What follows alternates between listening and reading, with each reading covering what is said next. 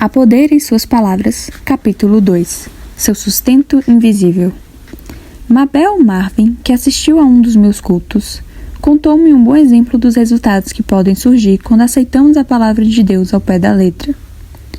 Ela e o marido saíram-se vitoriosos de uma situação muito difícil apenas ao recusar-se a dar lugar a pensamentos e palavras negativas e declarar em voz alta sua fé concreta na provisão divina.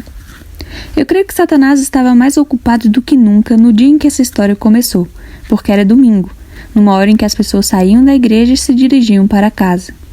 Ele estava cônscio que precisaria trabalhar mais do que nos outros dias para neutralizar o que o povo de Deus ouvira na igreja.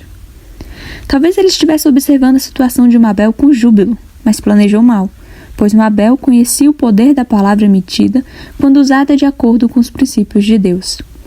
A seguir o relato de Mabel sobre a situação. O sermão daquela manhã de janeiro foi sobre o falar com palavras positivas quando surgem problemas, quando tudo dá errado. O pastor havia dito que todas as coisas concorrem para o bem daqueles que amam a Deus, Romanos 8:28. Portanto, Deus usará as piores circunstâncias em nosso benefício, por mais impossíveis que as coisas pareçam na ocasião. Eu estava prestes a experimentar uma lição objetiva do sermão matinal. A caminho de casa, tudo começou a dar errado. Nosso velho caminhão, único meio de transporte e fonte de renda, pois era usado para entregar leite, quebrou mais uma vez. A caixa de câmbio havia sido consertada há menos de um mês. Ficamos desesperados, pois havia racionamento por causa da guerra. Desta vez não tem conserto, disse meu marido Henry. Não sei o que faremos agora. Há tantas pessoas na minha frente na lista de prioridades que, segundo o revendedor, talvez demore 2 anos para eu conseguir um caminhão novo. Mas precisamos de um caminhão agora. Como iremos à igreja? Como compraremos ração para as vacas? Como entregaremos leite ou faremos compras? Estou saturado disso tudo. Para Deus nada é impossível, lembrei. Já estamos orando há muito tempo, agora é hora de louvar ao Senhor pelo novo caminhão. Vamos pôr em prática o sermão de hoje. Henry me olhou como se eu tivesse perdido o juízo. Hesitou por um momento e então disse: e se pusermos o sermão em prática e não recebermos um caminhão novo? Como é que vamos saber se não experimentarmos? Respondi. Vou começar a louvar ao Senhor pelo caminhão novo agora, e não vou parar até conseguirmos um. O Senhor conhece a nossa necessidade. Ele há de supri-la. Deus prometeu que supriria todas as nossas necessidades, segundo a sua gloriosa riqueza em Cristo Jesus. Filipenses 4:19. Havia 2 colinas no trecho de mais de 3 quilômetros e o frio era cortante. Mas durante todo o trajeto louvamos ao Senhor pelo caminhão novo. E no dia seguinte eu continuei a louvar o Senhor. Eu estava de joelhos ainda louvando ao Senhor, quando Henry telefonou para contar que tinha um caminhão Dodge novo. O Sr. Johnson, que o levara à cidade depois que nosso caminhão quebrou, havia entrado numa concessionária Dodge para resolver algum negócio. Havia chegado um caminhão na tarde anterior, mas quem o encomendou desistiu de comprá-lo, porque a distância entre os eixos era pequena demais para ele. O Sr. Johnson mencionou nossa necessidade ao revendedor, e Henry comprou um caminhão Dodge novo. Não há coincidências para Deus. Ou talvez eu deva reformular a frase e citar Sam Fieldman, um querido irmão judeu no Senhor, que costuma dizer: a coincidência é o trabalho artesanal de Deus. Aqueles que andam com Deus já viram coincidências demais depois de orar. Muitas respostas acidentais às orações e com tamanha frequência que não acreditam mais em coincidências. Mabel Marvin experimentou o poder que existe em usar as palavras como instrumento de fé para abrir a porta para as abundantes bênçãos de Deus. Ela aprendeu que era esse seu sustento invisível. Como aprender a tornar Deus o seu sustento invisível? É simples, basta seguir as instruções. Se você quiser aprender como se constrói uma lareira, basta comprar um manual que ensine a fazê-lo. Se quiser aprender a fazer uma torta, basta consultar um livro de receitas. Se você quiser saber como Deus provê suas necessidades, basta consultar seu manual de instruções. Segundo a revista Seleções, o grande inventor Buckminster Fuller certa vez declarou que o problema da espaçonave Terra era não ter um manual de instruções. Ele estava errado. A espaçonave Terra tem um manual de instruções e esse manual é a Bíblia. No que tange a você e a mim, o manual do fabricante que nos ensina a operar a espaçonave Terra e seus habitantes, e também nos diz como transmitir nossos pedidos de assistência técnica ao fabricante. Em primeiro lugar, o manual ensina que, se vamos pedir favores a Deus, precisamos estar em condições de estabelecer contato com Ele. Muitas pessoas acreditam que Deus não existe porque suas orações não são respondidas. Seria como afirmar que Don Gossett não existe porque ele não atende ao telefone. Mas, de acordo com o nosso manual, há uma razão porque Deus não se comunica com algumas pessoas. Mas as vossas iniquidades fazem divisão entre vós e o vosso Deus, e os vossos pecados encobrem o seu rosto de vós, para que não vos ouça. Isaías 59, 2. Deus não está morto, apenas não está ouvindo. Como Deus pode nos ouvir? O manual também abrange esse aspecto.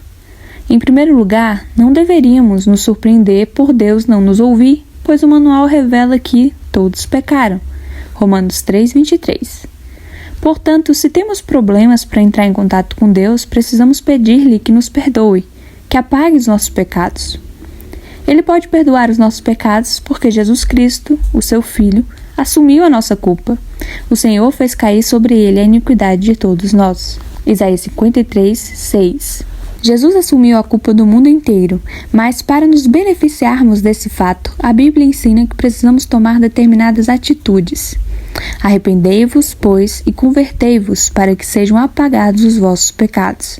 Atos 3, 19.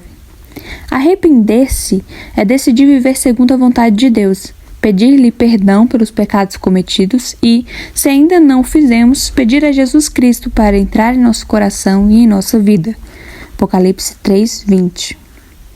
Se já demos esses passos tão simples, o sangue de Jesus Cristo, seu Filho, nos purifica de todo o pecado. 1 João 1, 7. O Espírito de Cristo vem habitar em nós. Romanos 8, 9. Tornamo-nos filhos e herdeiros de Deus. João 1, 12, Romanos 8, 16 e 17. E então clamarás, e o Senhor te responderá. Gritarás, e ele dirá: Eis-me aqui. Isaías 58, 9. O homem mediano, caso pense em Deus, é provável que pense nele como pai. Mas será que Deus pensa nesse homem como seu filho? Só se ele já se colocou sobre o senhorio de Jesus Cristo ao se arrepender e aceitar Jesus como Senhor e Salvador. Todo indivíduo que aceita Jesus é filho de Deus. As pessoas que não conhecem a Deus, ou que o conhecem há pouco tempo, surpreendem-se ao saber que Deus inventou a burocracia. Contudo, a burocracia de Deus não gera confusão. No momento em que você aceita Jesus, seu nome é oficialmente registrado no céu como filho adotivo de Deus, numa central de registros chamada Livro da Vida do Cordeiro. Então, segundo Deus, você passa a ter o direito legal de declarar-se filho e herdeiro de Deus. E pode reivindicar como seus todos os direitos e privilégios desfrutados por Jesus Cristo, o único Filho de Deus por nascimento. Você é co-herdeiro com Jesus Cristo e pode partilhar de todos os seus privilégios. Por isso, há poder em suas palavras. Quando é adotado por Deus, você tem diante de si uma vida completamente nova, uma vida eterna, conduzida de acordo com regras totalmente diferentes das regras que você seguia até então. Antes, você fazia tudo de acordo com as leis da natureza. Agora, embora ainda possa viver de acordo com as leis naturais, você tem um outro conjunto de leis à sua disposição. Como filho de Deus, você tem o direito de viver de acordo com suas leis sobrenaturais. Ken Copeland, em um de seus livros, deu um exemplo muito bom de como as leis sobrenaturais de Deus podem, às vezes, infringir suas leis naturais. Ken é piloto e entende muito de aviões. Ele observou que os aviões parecem desobedecer à lei da gravidade. Contudo, na realidade, os aviões funcionam de acordo com a lei da força de sustentação, outra lei natural que simplesmente transcende os problemas apresentados pela lei da gravidade. Da mesma maneira, as leis sobrenaturais de Deus transcendem suas leis naturais. De uma forma conhecida apenas por Deus, seus filhos só precisam falar e crer, e aquilo que falaram se realizará. Louvado seja Deus, não precisamos saber como isso funciona. Você não precisa saber como a força de sustentação transcende a gravidade para viajar de avião, e nem precisa saber como as coisas que você diz e crê vão acontecer. Basta que aconteçam.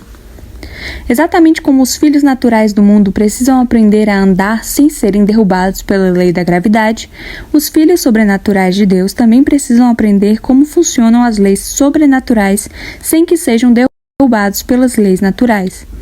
Aprender a andar no Espírito leva tempo, exatamente como leva tempo aprender a andar na carne, mas o esforço vale a pena. Agradar a Deus. Primeiro, pois sempre faço o que lhe agrada. João 8, 29. Esta é a força motivadora da minha vida cristã. Viver para agradar ao Pai. Fazer sempre as coisas que lhe dão prazer. Segundo, e qualquer coisa que lhe pedirmos, dele a recebemos, porque guardamos os seus mandamentos e fazemos o que lhe é agradável. 1 João 3, 22. As respostas às orações estão condicionadas a fazer o que agrada a Deus. Se minhas orações não têm sido respondidas, preciso agradá-lo mais, pois sei que seus olhos estão sempre sobre mim. Terceiro, alcançou o testemunho de que agradara a Deus. Hebreus 11, 5. Este é o desejo no meu coração, minha ousada ambição, receber igual testemunho de que agrado a Deus com minha vida, com meu tempo, com os meus talentos, com meu dinheiro, com tudo o que eu tenho.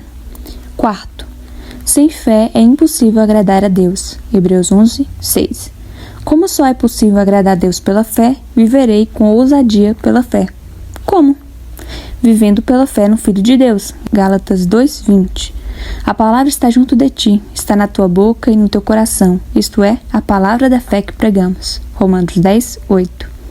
A fé vem pelo ouvir, e o ouvir pela palavra de Deus. Romanos 10, 17. Quinto, ou procura agradar a homens? Se estivesse agradando aos homens, não seria servo de Cristo. Gálatas 1, 10. Como cristão verdadeiro, busco, acima de tudo, agradar ao meu Senhor. Não obedeçais a vossos senhores apenas quando estão olhando, só para agradar a homens, mas como servos de Cristo, fazendo de coração a vontade de Deus. Efésios 6, 6. Sexto, mas nós, que somos fortes, devemos suportar as fraquezas dos fracos e não agradar a nós mesmos.